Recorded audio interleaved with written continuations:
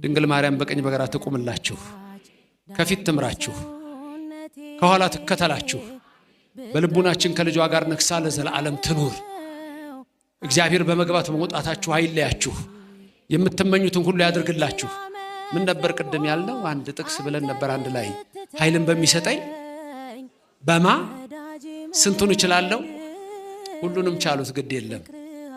ይመልከታችሁ ከሰማይ ይህን በረድኤቱ ይመልከተን፣ ከክፉ ይሰውረን፣ ሀገራችንን ሰላም ያድርግልን፣ የሚጣሏትን ይጣላልን፣ ህዝባችንን በፍቅር በአንድነት ሁላችን ያቆየን፣ ሁላችን የበረከት ያድርገን።